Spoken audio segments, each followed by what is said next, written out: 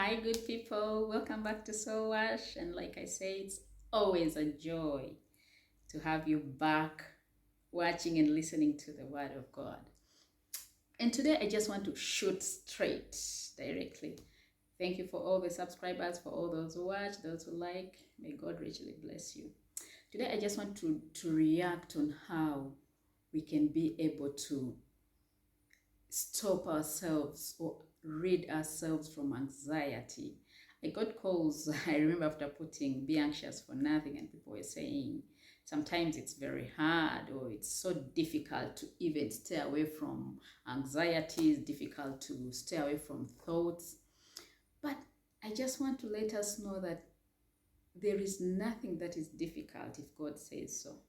You know, when he said be anxious for nothing, he knew anxiety would come in. He knew at certain points anxiety would step in, But he's saying be anxious for nothing. He means you can be able to choose. You can choose whether to be anxious or not. So basically the choice is yours. But how can we not be anxious even when we have anxiety stepping in? We have reason to be anxious. How can we stay away from anxiety? One and the only reason that you can be used to stay away from anxiety is the Word of God. I know some people are trying to say, are you listening to yourself? Do you even know what you're talking about? Like for me, when I read the Word of God, there isn't any impact. I don't even feel it. I hear you. And I know where you're coming from. But I want you to just take this thought and resolution. Just one day to close your eyes and tell God, God, I need revelation out of your word. I need to understand your word. I need your word to speak to my heart, I need your word to dwell in the inside of me and produce. I have been there before. There is a time I would look at the Bible and read it just like any other text. And after I've closed the Bible, I have forgotten everything I've read. It was of no impact in my life. It was of no value in my life. It was I just couldn't understand how people say reading the word is very interesting, reading the word is impactful, reading the word changes lives. Well, I just followed like I could follow what people say, but I did not experience it. But I'm telling you the truth out of experience that if you ask God to give you this revelation of his text and make it your friend and give it time, give it understanding, give it priority. Trust me, the Bible can speak to your hearts, So in the ways of taking away anxiety from yourself, the Bible in Psalms 94 verses 19, it says, in the multitudes of many thoughts, thy comforts delight my soul. But which are these comforts they're talking about? What are these comforts that the psalmist is talking about? These are the promises in the word of the Lord.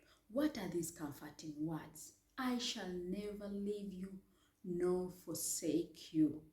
You are my child that I have foredestined, that I knew even before I made you in your mother's womb. All things work together for the good of those that love the Lord and are called according to his purpose. I came that I give you life and give it to you in abundance. I will put angels charge over you to protect you lest you dash your foot against the stone.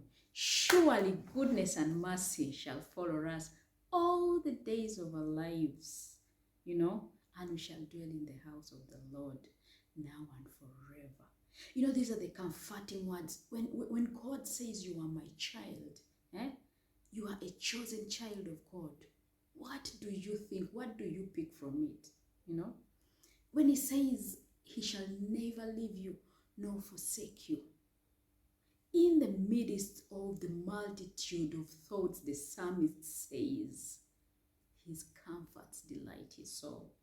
And so basically it is his word. It is the word of the Lord. It doesn't matter what the situation seems like. It doesn't matter whether the ray of hope is seen by your naked eye or not. Open up your spirits to trust entirely, in totality, in the word of God. Anxiety only weighs in your heart, and causes it to be weary. But if you dwell in the word of the Lord and live it and chew it every time, memorize it, speak it, remind God, you cut yourself off anxiety. Thank you all for listening. Until next time, bye-bye. Ciao. Bask in the glory of the Lord.